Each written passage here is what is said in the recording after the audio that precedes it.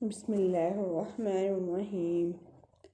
حضرت ابو درداء رضی اللہ تعالی عنہ سے روایت ہے کہ میرے خلیل و محبوب صلی اللہ علیہ وسلم نے وصیت فرمائی کہ اللہ کے ساتھ کبھی کسی کو شریک نہ کرنا، اگرچہ تمہارے ٹکڑے کر دیے جائیں اور تمہیں آگ میں بھون دیا جائے، اور خبردار کبھی جان بوجھ کر نماز نہ چھوڑنا، کیونکہ جس نے قصد نماز چھوڑ دی تو اس کے بارے میں وہ ذمہ داری ختم ہوگی جو اللہ کی طرف سے اس کے وفادار اور صاحب ایمان بندوں کے لیے ہے، اور خبردار شراب کبھی نہ پینا، کیونکہ وہ ہر برائی کی کنجی ہے۔ حضرت ابو ہریرہ رضی اللہ تعالی عنہ نبی کریم صلی اللہ علیہ وسلم سے روایت کرتے ہیں، آپ صلی اللہ علیہ وسلم نے فرمایا کہ 7 آدمی ایسے ہیں جن پر اللہ تعالیٰ اپنی رحمت کا سایہ ڈالتا ہے، ان میں سے ایک شخص وہ ہے جو اللہ کا ذکر کرے تو اس کی آنکھوں میں سے آنسو جاری ہو جائیں۔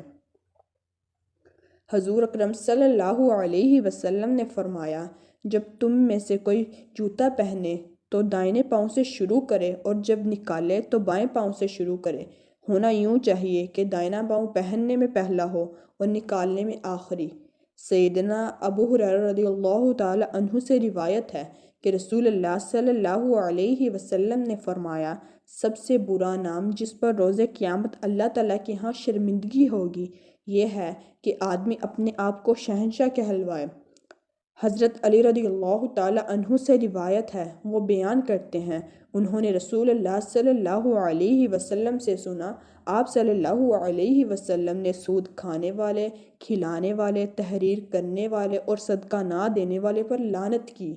نیز آپ صلی اللہ علیہ وسلم نوحہ گری سے منع فرماتے تھے۔ حضور اکرم صلی اللہ علیہ وسلم نے فرمایا، اگر تم کو جنت پسند ہے تو اپنے بھائی کے لیے وہی پسند کرو جو اپنے لیے پسند کرتے ہو۔ حضور اکرم صلی اللہ علیہ وسلم نے فرمایا، اذان اور اقامت کے درمیان دعائیں رد نہیں ہوتی، لہٰذا دعا مانگا کرو۔ رسول اللہ صلی اللہ علیہ وسلم نے فرمایا کہ ہر گناہ میں جتنا چاہے اور جب چاہے اللہ تعالیٰ معاف کر دیتا ہے، لیکن ماں باپ کی نافرمانی کے گناہ کا مواخذہ دنیا ہی سے شروع ہو جاتا ہے، اسے معاف نہیں کیا جاتا۔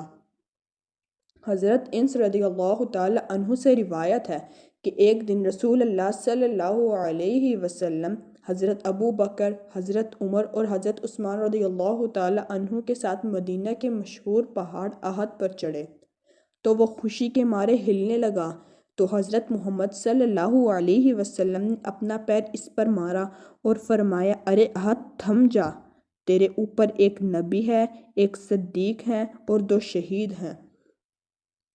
حضور اکرم صلی اللہ علیہ وسلم کا ارشاد ہے کہ میرے رب نے مجھ پر یہ پیش کیا کہ میرے لیے مکہ کے پہاڑوں کو سونے کا بنا دیا جائے۔ میں نے عرض کیا، اے اللہ، مجھے تو یہ پسند ہے کہ ایک دن پیٹ بھر کر کھاؤں اور دوسرے دن بھوکا ہو جاتا ہوں۔ جب بھوکا ہوں تو تیری طرف زاری کروں اور تجھے یاد کروں، اور جب پیٹ بھروں تو تیرا شکر ادا کروں اور تیری تعریفیں کروں۔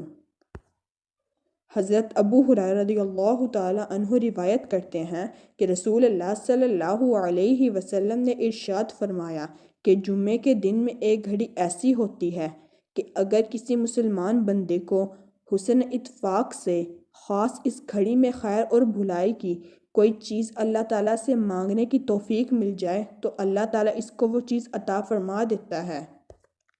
رسول اللہ صلی اللہ علیہ وسلم نے ارشاد فرمایا، صاحب ایمان اچھے اخلاق سے ان لوگوں کا درجہ حاصل کر لیتا ہے جو رات بھر نفل پڑھنے اور دن کو ہمیشہ روزہ رکھتے ہوں۔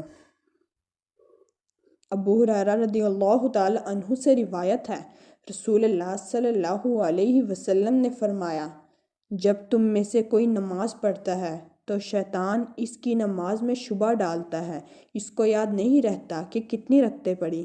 جب تم میں سے کسی کو ایسا اتفاق ہو تو بیٹھے بیٹھے 2 سجدے کر لیا کرے۔